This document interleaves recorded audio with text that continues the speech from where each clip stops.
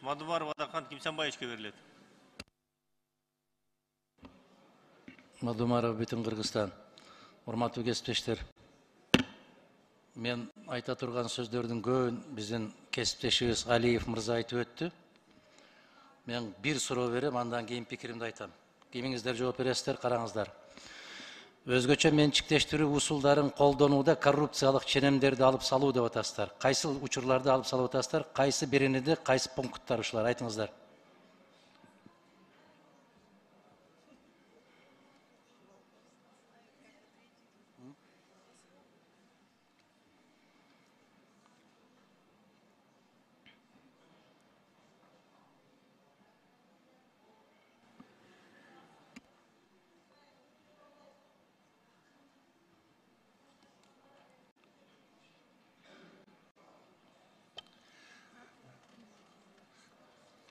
Адахан Кимсанбаевич, жана айтылбадыбы, арендага алып туруп, анан приватизацияга Кандай? Арендага алып туруп, последующий приватизация деген бар болчу. Ошону жокко чыгарып атабыз. Ошол коррупциялык схема болуп эсептелеби? Ошол схемага бар. Демек, ошол жол менен менчиктештирилип кеткен нерселердин баары коррупция менен кеткенби? Мүмкүн, анын баарын карап чыгыш керек да. Канчасын көтөрдүңөр ошо коррупция менен кеткен? Канча менчикти карадыңыздар? Жок, бул лазейка турат да, ошол иштебеген лазейка, ошону алып атабыз да. Кандай иштебей калат? Бизде коррупцияда кичинекей тешик болгон болсо, бардык жерден ошол иштей берет. Сиз айтыңыз, мыйзам киргизип атасыз. Менчиктештирүү усулдарын колдонууда коррупциялык ченемдерди алып салуу деп атасыз. Кайсы ченемдер ошол? Сиз туура айтасыз, буну келечекте ушул бир чоң бир шлюз ачылып калбасын деп атпайбызбы? Арендага алып эле, акчасын төлөбөй эле. Анан постепенно сатуу берсин деп атабыз да. Ошол туруптур жолу, ошону алып коюп атабыз. Болгону. Кайсы беренеден кайсыл жеринде алып атасыңар? Кайсы усулда алып атасыңар ошону?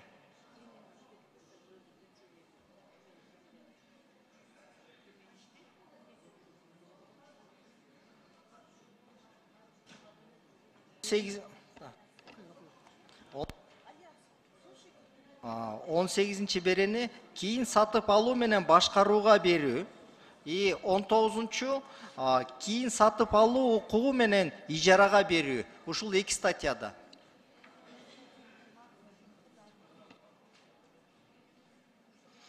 Мен ушуга күмөнүм бар, урматтуу кесиптештер. Биз көңүл бурушубуз керек. Бул маселе жөнөкөй маселе эмес. 30 жылдан бери Кыргыздын канын соруп келаткан маселе ушул менчиктештирүү маселеси.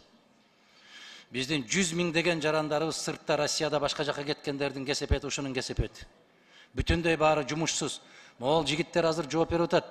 Эффективдүү башкарыш үчүн деп.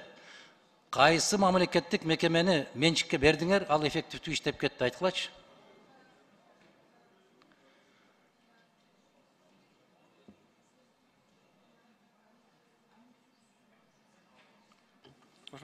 Кимсанбаевич, өзү турабам деп атасыз. Бул менчиктештирүү мыйзамы 2002 жылы кабыл алынганда, ага чейин негизги мүлктөр ага чейин көпчүлүк бөлүгү ага чейин сатылганда,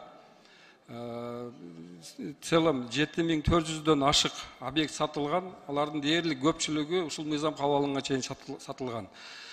Бул 2002ден бери ушул мыйзам жөнгө салат менчиктештирүүнү. Бүгүнкү күнгө чейин ушинтип бүгүнкү сиздерге сунуштап атканга окшогон өзгөрүүлөр абдан көп болгон. Ошолордун арасында мына азыр дагы 2 методдорду алып салып дагы ушундай бир кээ-бир мүчүлүштөрдүн жок кылуу аракеттери болуп жатат да бул жерде. Анан негизинен сатылган объектилер бүгүнкү күндө иштеп аткан объектилер да бар. Акционировать этилген 7400 объектинин 1,5 миңге жакыны бул акционировать этилген, алардын бир бөлүк акциялары бул негизинен коллективге берилген.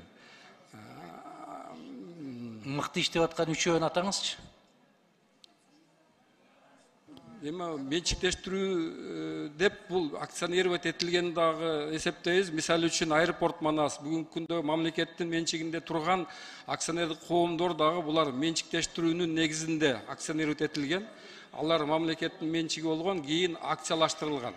Ошого окшогон компаниялар бар. Мисалы үчүн Кыргыз Алтын, аэропорт Манас, Кыргыз-Нефтегаз окшогон бүгүнкү мамлекеттин карамагындагы акционердик коомдор.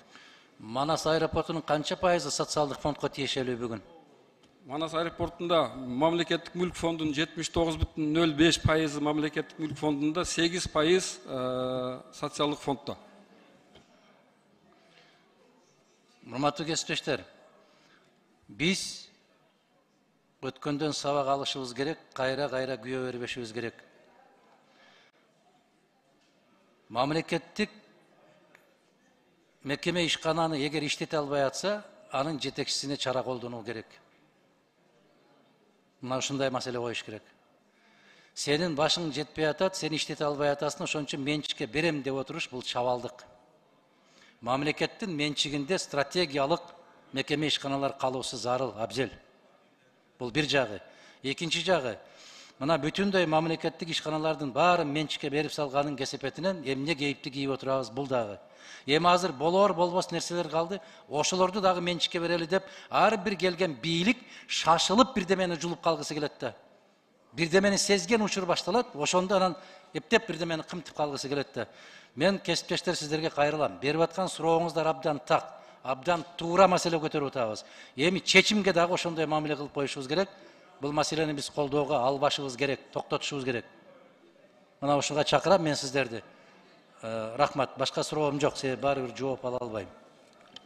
Адахан Кемсанбаевич, уруксат берсеңиз жооп берип коеюн. Бул алып келген мыйзамдын долбоору калган каткан мамлекеттин мүлкүн сатып эл деген мыйзам эмес, иштеп аткан мыйзамга эле тактоо иретинде кээ бир пунктулар кирип атат, Адахан Кемсанбаевич. Ошон үчүн сиз эле биз дагы ошол аракет кылып, ошол талап кетпесин, тоноп кетпесин деп бөгөт коелу деген эле максат менен келип атабыз биз дагы. Кечирип коебуз. Ушул бойдон тийбей койсоңор чоң пайда келтиресиңер. Тийбей койгула бүттү. Мына ошол мыйзам менен кээ бир жерлерге жол ачылып баратат. Мына азыр кесиптешибиз мына Эмил мырза айтпадыбы? Кыймылдуу мүлктү менчиктештирүүгө жол ачылып атпайбы? Ага жооп берип коеюн, уруксат берсеңиз. Кыймылдуу мүлктү бүгүнкү күнү эмнеге бул жерге киргизип атабыз? Ал кыймылдуу мүлк деп бул законго эч жерге кирбей калыптыр. Бирок кыймылдуу мүлк деген автотранспорт деле деп коелучу. Автотранспорт негизи өзүнүн нугу менен өкмөттүн жобосу менен менчиктештирип эле сатылып, өзүнчө бир процедуралар жүрүп атат да. Ошого эле тактоо киргизип коюп атабыз, бияка мүмкүнчүлүк бар деп болду. Жок нерсени пайда кылган жокпуз бул жерде. Болгон нерселерди де фактаны де юре кылып коюп атабыз. Урматтуу кесиптештер, мындан бир 20 жыл баштакы сөздөрдү карап көрсөңүздөр, дал ушул бүгүн турмуш далилдеп атат. Мына ушул сиздердин мыйзамыңыздар, түзөтүүлөр өтүп кеткенден кийин Бишкек троллейбус паркы дагы, Ош троллейбус паркы дагы менчикке кетиши мүмкүн. Рахмат, кийинки сөз